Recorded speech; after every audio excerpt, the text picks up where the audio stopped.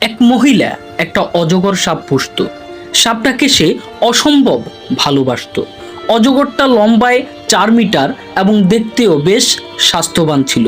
একদিন হঠাৎ তার আদরের অজগর সাপটা খাওয়া দাওয়া বন্ধ করে দিল। কয়েক সপ্তাহ চলে গেল, কিন্তু সাপ কিছুই খায় না। আদরের সাপের এমন অবস্থায় মহিলা দুশ্চিন্তায় পড়ে গেল এবং উপায় বুদ্ধি না পেয়ে শেষমেশ সাপটাকে ডাক্তারের কাছে নিয়ে গেল। ডাক্তার সাহেব মনোযোগ দিয়ে সব শুনলেন এবং জিজ্ঞেস করলেন, সাপটা কি রাতে আপনার সাথে ঘুমায়? মহিলা উত্তর দিল, হ্যাঁ, ঘুমানোর সময় এটা আস্তে আস্তে আপনার কাছে গেছে। মহিলা বলে উঠল, হ্যাঁ, তারপর আস্তে আস্তে আপনাকে চারপাশে মুড়িয়ে ধরে। মহিলা বিস্মিত হলেন এবং জবাব দিলেন। এবার চিকিৎসক খুব ভয়ানক এবং অপ্রত্যাশিত কিছু বললেন, ম্যাডাম, সাপটি আপনাকে জড়িয়ে ধরে চারপাশ থেকে মুড়িয়ে ধরে, কারণ এইটা আপনার মাপ নিচ্ছে, নিজেকে প্রস্তুত করছে আপনাকে আক্রমণ করার জন্য।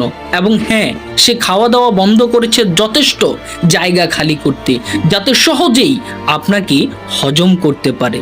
আপনার চারপাশে হয়তো এমন অনেকেই আছে যাদের আপনি কাছের মানুষ ভাবেন, যাদের দেখে মনে হয় আপনাকে তারা অসম্ভব ভালোবাসে। হয়তো আপনার ক্ষতি তার প্রধান উদ্দেশ্য।